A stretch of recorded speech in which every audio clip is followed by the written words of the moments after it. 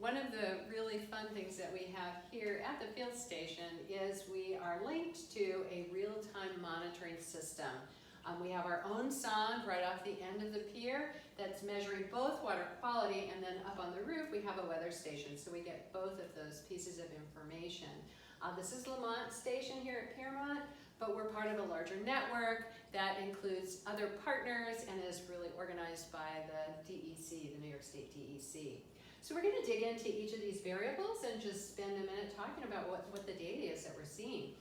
So dissolved oxygen is referencing the amount of oxygen that's available for the biology in the river, and you can see that it kind of rises and dips in a regular cycle, and that would be related to our tides. So you can see that an incoming tide will bring us a little bit more oxygen than an outgoing tide. And part of this is because of our relationship with Piermont Marsh, which is just to the south of us. A lot of that oxygen is absorbed and breaking down the biology in the marsh. So you can see that the oxygen levels dip fairly low to a little bit below 2.5 parts per million or milligrams per liter. And yet we see them rise up to about 8 parts per million or milligrams per liter. And we would consider a really happy, healthy system to be between 5 and 11 milligrams per liter or parts per million. So this doesn't mean our system's not healthy. It just means that we are seeing the effect of the marsh next to us. Okay, and next we're going to move to water level, and you'll see this wonderful rise of high tide, low tide, high tide, low tide. Over this 3-day period, we would have 2 highs and 2 lows each day. And that high tide is bringing water from the Atlantic Ocean as it moves into the estuary, and then our low tides are taking that water back out, so we bring the fresh water down with us. And we're going to move on to talk about salinity next, and we'll see that there's a little bit of a relationship between those tides and the amount of salt that's in our part of the estuary.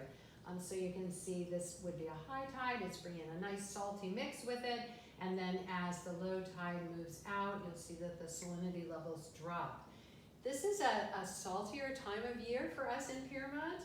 We're looking at ranges around 10 parts per thousand all the way up to almost 14 parts per thousand. Our salt water in the Atlantic Ocean is about 35 parts per thousand, so we're about 1/3 the strength of a true ocean water at this point.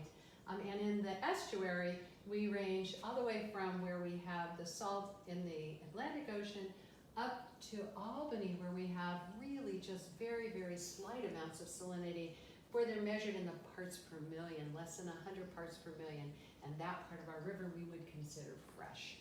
And then lastly, we're going to look at water temperature. So water temperature also is related to our tidal system, but more than that, our water temperature tends to be related to time of day and seasonality. So we would expect to see warmer water when we have a nice sunny day. Right now it's overcast outside, so you'll see that even though we're in the middle of the day, we're really not seeing any effect from the sun because it is hidden behind the clouds and the rain. Whereas yesterday we would have seen those sunny peaks.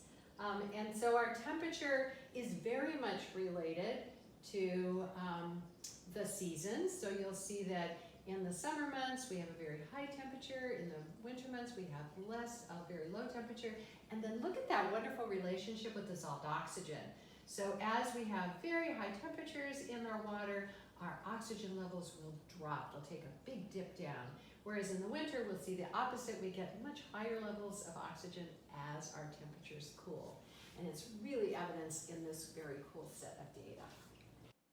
We also use a variety of tools to measure the water conditions off of Piermont Pier, including a refractometer and a hydrometer to measure salinity, an anemometer to measure wind speed. We have a kit to measure pH, a thermometer to measure water temperature, and a kit to also measure dissolved oxygen.